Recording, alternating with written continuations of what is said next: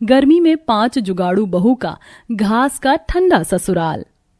हे भगवान, ये बर्तनों में लगी जूठन गर्मी में कैसे सूख गई है। इतनी देर से जूने से रगड़ रही हूँ, फिर भी नहीं छूट रहा।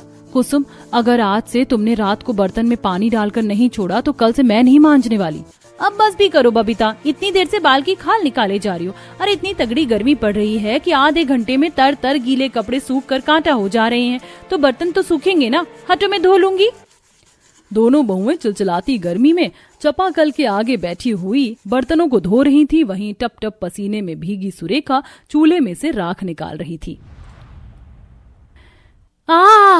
हे भगवान, रात भर में भी ये चूल्हे की राख अभी तक ठंडी नहीं पड़ी है। अभी भी इसमें आग बाकी बची है। जेठानी जी, गर्मी भी तो इतनी दबा के पड़ रही है। जब गर्मी से मकान के अंदर आग फेंक रहा है तो ये तो चूल्हा है। आशा, जल्दी से मुझे ये बताओ कि चूल्हे में से इतनी गर्म राख कैसे निकालूं। चूल्हा लीप कर रोटी पानी भी बनाना है, क्योंकि आधे पौने घंटे में हमारे पति भी खाना पीना खाकर काम पर जाएंगे। तभी आशा का जुगाड़ दिमाग चलता है। जल उठा बलबुआ। जेठानी जी, ऐसा कीजिए, चापाकल से ठंडा ठंडा पानी चलाकर राख में डाल दीजिए। देखना तुरंत ठंडी हो जाएगी, फिर निकाल देना। अरे वाह मेरी प्यारी देवरानी, क्या धांसू जुगाड़ लगाया तुमने तो। सुरेखा चूल्हे के पास से उठकर बरमे से पानी चलाकर लाती है और राख पर छिड़क देती है और राख साफ करके चूल्हा लीपती है। तभी पसीने में नहाई पार्वती मकान के बाहर आती है। हे भगवान जी, इस गर्मी ने तो दम निकाल के रख दिया। मकान के अंदर तो इतना घमस हो रखा कि दम घुट रहा है। कम से कम आंगन में तो थोड़ी ठंडक है। आशा बहू, तुझसे अभी तक आंगन में झाड़ू बहारू तक नहीं लगा। अरे जल्दी से खाट बिछा। माँ जी, समय तो लगेगा ना, झाड़ू भी तो छोटी सी हो गई है कि आंगन जल्दी से साफ सुथरा नहीं होता। ऊपर से इतनी धूल भरी लू चलती है कि आंगन पूरा रेत रेत हो जाता है। माँ जी, लाला के यहाँ से एक फूल झाड़ू मंगवा दीजिए। अरे बहू, जब इस झाड़ू से काम निकल रहा है तो फिजूल खर्ची करवाना जरूरी है क्या? लाला एक फूल झाड़ू 70 से 80 रुपए की बेच रहा है और इतने में 2 टाइम का आटा चावल आ जाएगा। अभी ये झाड़ू 2-4 महीने और चलेगा। पार्वती के झाड़ू खरीद कर मंगाने पर आनाकानी करते देख आशा भड़क जाती है। हे भगवान, ये सासू माँ तो बनिया से भी ज्यादा कंजूस मक्खी चूस है। इनका बस चले तो दूध में से मक्खी निकाल कर पी जाए। घर की जरूरत की चीज भी इनसे मंगवाया नहीं जाता है। देवरानी जी, ऐसे गुस्सा मत करो, दिमाग ठंडा रखा करो। हाँ, झाड़ू तो मुझे माना होता है, मुझे पता है। इतने पिद्दे से झाड़ू से आंगन में झाड़ू लगाते लगाते मेरी कमर का चुंबन निकल जाता है। इस झाड़ू का तो कुछ न कुछ जुगाड़ लगाना पड़ेगा। कुछ ही देर में अनीता सुरेखा खुले आंगन में चूल्हा लगाकर रोटी सब्जी बनाने में जुट जाती हैं। सुरेखा, ये क्या, चूल्हे में एक एक उपले झोंक रही हो? इकट्ठे 3-4 उपले लगा दो ताकि चूल्हे की आंच अच्छी बनी रहेगी, तो सब्जी जल्दी हो जाएगी और रोटी भी बनानी है। जेठानी जी, क्या करूं, उपले खत्म हो गए हैं। लगता है आज रोटी सूखे धूप घास पर बनानी पड़ेगी। खाना बनाने के बीच में ही उपले खत्म हो जाने के चलते सुरेखा किसी तरह जुगाड़ लगाती है और जैसे ही वह चूल्हे में सूखी घास लगाती है तो चूल्हे में अच्छी आंच पकड़ लेती है। अरे वाह, इस सूखी घास की आंच तो उपले और लकड़ी से भी ज्यादा तेज लहक रही है। चलो अच्छा है, जल्दी जल्दी रोटी बन जाएगी तो इस चूल्हे के आगे गर्मी में बैठने से छुटकारा मिलेगा। हाँ सही, वैसे भी घरेलू काम जल्दी निपटाकर नदी पर कपड़े धोने भी तो चलना है। सर्फ में कपड़े भिगोए हैं, 2 दिन हो गए हैं, लेकिन टूटी में बिल्कुल भी पानी नहीं आ रहा। इस मामले में मुझे सर्दी का मौसम ठीक लगता है। कम से कम सप्लाई का पानी 24 घंटे तो आता है। सच में गर्मी में पानी की किल्लत सबसे बड़ी समस्या है। ऊपर से टूटी में पानी आता भी है तो कौन सा हम उसे पी पाते हैं। कितना खारा पानी आता है। मीठा पानी भरने के लिए तो हमें नदी पर जाना ही पड़ता है। थोड़ी देर में 5 बहू खाना बनाकर सबको रोटी सब्जी का नाश्ता करवाती हैं। तब बच्चों को स्कूल और पतियों को काम पर भेजकर एक गहरी सांस लेती हैं। शुक्र है सबको खिलाने पिलाने से तो छुट्टी मिली। अब बिना देरी किए नदी पर चलते, वरना चिलचिलाती धूप छा जाएगी तो गरम गरम लू खाते हुए जाना पड़ेगा। इतना कहते हुए सुरेखा सर्फ में भिगोए कपड़ों के दोनों बाल्टी उठा लेती है। वहीं आशा कुसुम दोनों 2-2 मटके हाथ और सर पर उठा लेते हैं और बबीता लकड़ी चुनने के लिए बांस की बड़ी सी टोकरी सर पर ले लेती है। अच्छा माँ जी, हम 5 नदी पर जा रहे हैं, कपड़े धोकर नहाकर जल्दी आ जाएंगे। बहू, 5 सर पर साड़ी से पल्लू कर लेना, एकदम तीखी मिर्च जितनी धूप निकली है। माँ जी, आप हमारी चिंता मत कीजिए, हम सही से जाएंगे। बहू, आते टाइम याद से ठंडा ठंडा पानी भर कर ले आना। 5 गरीब जुगाड़ू बहू चुभती जलती गर्मी में जंगल जाने लगती हैं तो उनके कच्चे घर से 2-3 किलोमीटर की दूरी पर था पांचों के पति पढ़े लिखे ना होने के कारण दिहाड़ी मजदूरी का काम करते थे, जिसमें पांचों को एक साथ कभी काम नहीं मिलता था। अगर 2 को काम मिलता तो 3 को खाली बैठना पड़ता है। थोड़ी सी आमदनी में पांचों को गरीबी में रसोई का खर्चा भी हाथ खींच कर चलाना पड़ता है। वहीं घर भी काफी पुरानी जड़ की बनी होने के चलते गर्मी में तपता रहता था। आज का मौसम तो कल से भी ज्यादा गरम गरम हो रखा है। ऊपर से जमीन भी ज्वालामुखी जितनी खौल रही है। चप्पल में भी मेरे तो पैर जलने को हो रहे हैं। बस देवरानी जी, बस आ ही गए। देखो बाहर की जमीन में भी कितनी अच्छी हरी भरी घास उगी हुई है। देखते देखते बाहर की तपती जमीन को पार करके पांचों जंगल के अंदर पहुंचती हैं, जहां काफी ठंडक भरा वातावरण था। पेड़ की शाखों पत्तियों से झरझर हवा लग रही थी। पूरी जमीन पर हरी भरी दूब घास हवा लगने से लहलहा रही थी। जहां कुछ घुमक्कड़ गाय अपने बछड़ों के साथ घास पर बैठी ठंडक ले रही होती हैं, वहीं कुछ गिलहरियां घास पर इधर से उधर उछल कूद मचा रही होती हैं और छोटी छोटी गौरैया चिड़िया चू चू करते हुए घास में से दाने चुग रही होती हैं। इतनी छोटी छोटी गौरैया चिड़िया की चहचहाहट बिल्कुल कोयल जितनी मीठी मीठी लगती है। सही कहा देवरानी जी, जंगल की रौनक तो पेड़ पौधे, इन हरी हरी घास और पक्षियों की मीठी मीठी प्यारी प्यारी आवाज से लगता है। वैसे इतनी भीषण गर्मी में भी जंगल के अंदर कितनी हरी भरी घास पनप रखी है ना। जमीन के अंदर मुझे तो ये घास देख देख कर लालच सा आ रहा है। जेठानी जी कहो तो कुछ घास आपके लिए तोड़कर घर ले चलती हूँ, चटनी पीस कर खिला दूंगी। अरे अब सारा समय बातचीत करने में ही गंवाना है क्या? देखो तो कितने सूखे सूखे लकड़ी और पत्ते गिरे हुए। चलो जल्दी से इनको इकट्ठा कर लेते हैं। ठीक है, तुम चारों लकड़ी चुनकर नदी पर आ जाना, मैं जाकर तब तक कपड़े धो लेती हूँ। बबीता नदी किनारे जाकर कपड़े धोने लगती है। नदी का पानी एकदम साफ स्वच्छ हीरे की तरह चमचमा रहा था। वहीं बाकी की चारों जुगाड़ू बहू घने जंगल में घास पर गिरे सूखे सूखे पत्ते को बटोरने लगती हैं। तभी आम के पेड़ पर से पत्तों के ढेर पर पके पके आम चूके गिरते हैं, जिसे देख कुसुम बहुत खुश होती है। अरे वाह जेठानी जी, देखिए मुझे क्या मिला, आम। अरे वाह, देखने में तो बड़े ही रसीले मीठे से लग रहे हैं ये आम, पर ये आम आया कहाँ से? ये तो वही मिसाल हो गई आसमान से टपका खजूर परट का। जेठानी जी ऊपर देखिए, पेड़ पर कितने कच्चे आम पके आम लदे पड़े हैं। कोयल ने काट कर गिराया है आम। हाँ, मगर 2-4 आम और ज्यादा टपक जाते तो पूरे परिवार के खाने का जुगाड़ हो जाता। आज तो वैसे भी जब से गर्मी का मौसम लगा है, हमारे परिवार में एक बार भी आम खरीद कर नहीं आया। सुरेखा, बाजार में आम का दाम भी तो गर्मी के चलते सोने के भाव बिक रहा है। तुम्हें तो पता है हमारे पतियों की आमदनी कितनी थोड़ी है कि बस उसमें 2 टाइम की रोटी का खर्चा ही चल पाता है। हमारे नसीब में तो गर्मी के फल खाना भी नहीं लिखा है। चारों जुगाड़ू बहू दोबारा से सूखे पत्तों को बटोरने लगती हैं। तभी कुसुम को घास में थोड़ा आगे बढ़ने पर 2-4 बथुआ का साग लगा हुआ दिखता है। इस मौसम में बथुआ कैसे उग रखा है? सुरेखा, अनीता जेठानी जी, जल्दी से इधर आओ। कुसुम, अब क्या हो गया? तुम लकड़ी चुनना छोड़कर यहाँ क्या कर रही हो? जेठानी जी, मुझे लकड़ी से भी बेशकीमती चीज मिली है। ये देखिए, इस गर्मी के मौसम में भी बथुए का साग उगा हुआ। आपको पता है साग की तासीर कितनी ठंडी होती है। गर्मी में साग खाना शरीर को काफी फायदा करता है। मैं जल्दी से इन बथुए को तोड़ लेती हूँ, फिर घर चलकर चटपटा सा साग चावल बनाएंगे। तभी अनीता घास में उगे उस साग की परख करते हुए बोलती है, देवरानी जी, ये बथुए का साग नहीं है बल्कि बन बथुआ है, जो कि किसी भी मौसम में उग जाता है। इसे खाया नहीं जाता। पर जेठानी जी, देखने में तो बिल्कुल बथुआ का साग लग रहा है।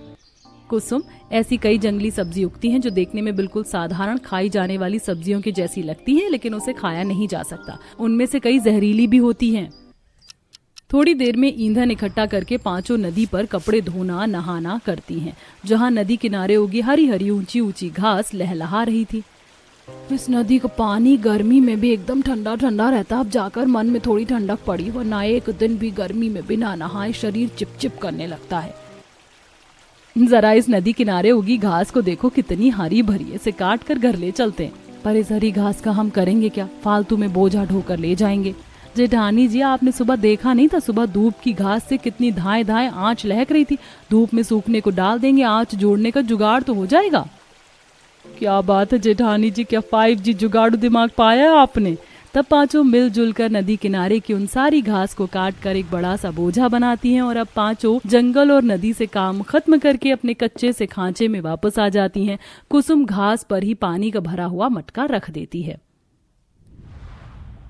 इस गर्मी ने तो निचोड़ कर रख दिया। पानी का मटका लाते लाते मैं तो गर्मी में जल गई। अच्छा किया जो घास का बोझा मैंने अपने सर पर रख लिया था। बिल्कुल बर्फ जितनी ठंडी थी घास, वरना तुम्हारी तरह मुझको भी तर तर पसीना चूरा होता। अरे बड़ी बहू, जरा मटके का ठंडा पानी तो पिला दे, बड़ी देर की प्यास लगी हुई है। जी पापा जी, इस मटके का पानी पीने में कहाँ ठंडा लगता है, ऊपर से इतनी आग, बरसाती गर्मी में मटका भरकर लाए हैं, पानी भी गुनगुना हो गया होगा। गर्मी से परेशान भाव से अनीता जैसे ही मटके के अंदर से पानी निकालती है तो पानी बिल्कुल बर्फ जितना ठंडा हो चुका था और ग्लास की सतह पर बर्फ जितना सफेदपन देख वो आंखें जमा कर देखती है। ये क्या भला है, इतने दिन से तो मटके का पानी कभी ठंडा नहीं रहता था, आज ये चमत्कार कैसे हो गया, मटके का पानी इतना चिल्ड कैसे है। तभी बबीता मटके को घास पर रखा देखकर जुगाड़ू दिमाग लगाती है। अनीता भाभी, घड़े का पानी बर्फ जितना ठंडा इस ठंडी ठंडी घास की वजह से हुआ है, क्योंकि मटके की सतह घास पर रखी है और घास में नमी पानी होती है, वही मटके की सतह ने सोख लिया होगा। अरे वाह, ये तो बहुत ही बढ़िया जुगाड़ है। क्यों ना हम अपने घर के चारों तरफ इस ठंडी ठंडी घास को लगा दें, तो हमारे परिवार वालों को 24 घंटे फ्रिज जितना ठंडा पानी पीने को तो मिलेगा। अनीता का ये जुगाड़ विचार बाकी चारों बहू और सास ससुर को भी काफी ज्यादा जचता है, जिससे वह घर में इस्तेमाल होने वाले चारों मटकों पर अच्छी तरह से घास लगा देती है। कुछ ही देर में दोपहर में रोटी खाने के लिए पांचों के पति खाना खाने घर आते हैं और बच्चे भी आ जाते हैं। मम्मी मम्मी, हम घर आ गए, फटाफट से खाना दे दो प्लीज। पहले हाथ मुंह धो लो, पसीने में से आए हो ना। हम 5 भाइयों का भी खाना डालकर जल्दी से दे दो, 2 रोटी खाकर थोड़ी देर आराम कर लेंगे। जी जी कुसुम, तुम दरी डाल दो, मैं खाना लगाती हूँ। कुसुम जमीन पर ऊनी दरी बिछा देती है जो कई जगह से उधड़ रखी थी। सब दरी में बैठ के खाना खाते हैं। गर्मी के चलते दरी इतनी दमक रही होती कि सब पसीने से लथपथ हो चुके थे। मम्मी पंखा तो कर दो, पसीने आ रहे मुझको। हाँ करती हूँ बेटा। अनीता पंखा करने लगती है, तभी राकेश एकदम से पिनक जाता है। भाभी ये क्या, एकदम हल्के हल्के हाथ से पंखा कर रही हो, पसीना भी नहीं सूख रहा है, इससे बढ़िया तो रहने दीजिए। अनीता सहम कर पंखा तेज तेज करने लगती है, तभी एकदम से हाथ पंखे की डंडी निकल जाती है। तोड़ दिया पंखा। अरे तुम पांचों को बस चीज खराब करना आता है, जोड़ना तो आता नहीं है कुछ भी। गर्मी शुरू हुए 2 महीना हो गया, लेकिन अभी भी इस गर्म दरी के बिस्तर पर ही सुला रही हो। ये नहीं कि घर में इतने सूती कपड़े के कतरन पड़े हैं तो उसका नया बिस्तर सिल दो, ताकि थोड़ी ठंडक में नींद आ जाए। सोहन, तू क्यों आज बहू पर दाना पानी लेकर शुरू हो रखा है? अरे पूरा दिन बेचारी गर्मी में काम करती है। पांचों चुप लगाकर रोटी खाकर वापस से काम पर चले जाते हैं। तभी मोहल्ले में दरी वाला आता है। दरी बनवा लो, दरी, पुराने कपड़े, चादर, फटे चादर की दरी बनवा लो, आ जाओ दरी बनवा लो। तभी पड़ोसन दरी वाले को नई नई डिजाइन की चादर कालीन लाया देखकर खरीदने के लिए भीड़ लगा लेती हैं। तभी केतकी एक घास के डिजाइन की कालीन को देखती है। अरे क्या बात है, ये घास के डिजाइन की कालीन तो बड़ी सुंदर लग रही है, कितने में दी भाई साहब? जी 500 का जोड़ा है बहन जी, ले लीजिए। घास के कालीन का इतना महंगा रेट सुनकर पांचों जुगाड़ बहू अपने चौखट के आगे खड़ी खड़ी आंखें जमा कर देखते रह जाती हैं। देख रही हो तुम चारों, ये दरी वाला तो चादर कालीन बेचकर खूब अच्छे नोट छाप रहा है। काश के हमारे पति भी गर्मी में यही काम कर लेते तो अच्छे पैसे कमाते, तो हम भी अपने घर में सजावट का सामान तो ला पाते। और जेठानी जी, इस खंडहर जैसे मकान में कोई सजावट का सामान लाने का कोई फायदा नहीं होने वाला है। मकान थोड़ा बढ़िया और पक्का हो, सुंदर दिखे, तभी ये सारी चीज लाने का फायदा है। हमारे पड़ोसियों को देखो, कितना शानदार पक्का मकान बना रखा है, और हमारे मकान से तो दिन रात इतनी मिट्टी निकलती कि खाना पीना रहन सहन करना सब दूभर है। हमारे पतियों के लिए मकान पक्का करवाना भी पान पर चूना लगाने जितना मुश्किल है। अब हम पांचों को ही कोई जुगाड़ लगाना पड़ेगा। मगर देवरानी जी, हम कर भी क्या सकते हैं, हमारे पास तो इतने पैसे भी नहीं है कि थोड़े बहुत सीमेंट वगैरह खरीद कर लाकर छत पर पक्की घोल ही चढ़ा दें। तभी नकली घास के कालीन को देखकर बबीता आशा का जुगाड़ू दिमाग चल जाता है। भला हमारे पास इतना पैसा नहीं कि हम सीमेंट वगैरह खरीद कर खर्च लगाकर अपना पक्का मकान कर सके, लेकिन हम जुगाड़ू बहुएं हैं, क्यों ना हम घास से अपने छत को ढक लें, घर में ठंडक तो बनी रहेगी। बबीता का घास से छत ढकने का जुगाड़ सलाह बाकी चारों बहुओं को भी काफी ज्यादा पसंद आता है। अब पांचों जुगाड़ू बहुएं जंगल से काफी सारी हरी हरी घास काट कर लाती हैं। तभी कुसुम को एक पेड़ के तने पर कुंदरू की लताएं दिखती हैं, जिसमें कुंदरू लगी थी। जेठानी जी देखिए, ये तो कुंदरू है ना जिसकी सब्जी बनती है। हाँ, ये तो कुंदरू ही है और कितनी सारी उगी हुई है। इतने में तुम्हारे परिवार के 24 टाइम की सब्जी का जुगाड़ हो जाएगा। और कुंदरू की सब्जी पेट के लिए बहुत ही ठंडी होती है। अब घास के साथ साथ पांचों सारी कुंदरू तोड़कर अपने घर ले आती हैं और अब दो बहू बबीता अनीता लकड़ी के जीने से छत पर चढ़कर छत को ढकती हैं। अनीता जेठानी जी, संभल कर, तुम्हें पता है ना बीच वाला हिस्सा कितना कच्चा है, तो सावधानी से घास बिछाना। हाँ हाँ ठीक है। दोनों पूरे छत पर मोटी परत की घास बिछा देती हैं और घर के अंदर आती हैं, जहाँ कुछ ही देर में घर बिल्कुल ठंडा हो जाता है, जिसे देखकर बच्चे खुश हो जाते हैं। अरे वाह, आज तुम्हारा घर कितना चिल्ड चिल्ड लग रहा है। आज तो बड़े मजे से सोऊंगा मैं। सच में आज तो हमारे भी घर में बिल्कुल एसी जितनी ठंडक बनी हुई है। आखिरकार हमारी मम्मी जुगाड़ू मम्मी है। सच में बहुओं, तुम्हारा ये घास से छत मजबूत करने का जुगाड़ काफी अच्छा था। पूरे घर की घमस उड़न छू हो गई और कितनी ठंडक भी है। आज तो चैन की नींद पड़ेगी। रात में जब पांचों के पति घर आते हैं तो उन्हें भी घर में काफी ज्यादा ठंडक महसूस होता है। क्या बात है, आज तो घर के अंदर काफी ठंडक है। बाकी दिन तो घर में घुसने के साथ भट्टे जितना आग फेंकता था। बेटा, ये तुम पांचों की पत्नियों का जुगाड़पन है, जिससे घर में थोड़ी गर्मी से इतनी राहत और ठंडकपन है। आप पांचों हमें माफ कर दीजिएगा। गर्मी से परेशान होकर हम आपके साथ बुरी तरह से पेश आए। कोई बात नहीं जी, जो हुआ उसे जाने दीजिए। आप लोग हाथ मुंह धो लीजिए। पांचों जुगाड़ू बहुएं कुछ ही देर में चटाई बिछाकर खाना लगाती हैं, जिसके बाद सब ठंडक में चैन सुकून की नींद सो जाते हैं। ऐसे ही समय गुजरता है। वहीं गर्म दरी के बिस्तर पर सोने से सबकी पीठ में दाने निकल जाते हैं। मम्मी, मैं आज स्कूल नहीं जाऊंगा, पीठ में जलन हो रही है। मुझको भी पीठ में खुजली हो रही है। तुम दोनों सुबह से पीठ में खुजली क्यों कर रहे हो? दिखाना जरा पीठ। सुरेखा जैसे ही दोनों की पीठ देखती है तो पूरी पीठ में लाल लाल दाने भरे हुए थे, जिसमें से खून निकलते देख उसकी आंखें नम हो जाती हैं। हे भगवान, बच्चों को कितने दाने निकल गए, ये तो जलन कर रही है। बहू, ये दाने गर्मी में दरी पर सोने के चलते निकला है। घर में बिछौने की भी तो कमी है। इतने पैसे भी नहीं है कि कॉटन का बिस्तर खरीद सके। मम्मी, आपने तो घास से कितना कुछ बनाया। हमारे लिए घास से ही ठंडा ठंडा बिस्तर भी बना दो ना। सपना की घास से बिस्तर बनाने की बात से पांचों बहुओं का जुगाड़ू दिमाग चलता है और इस बार वो घास से बिस्तर बनाने के लिए काफी सारी घास जंगल से लेकर आती हैं, जिसे इस बार वो घास से बहुत ही नरम नरम सा बिस्तर बनाती हैं।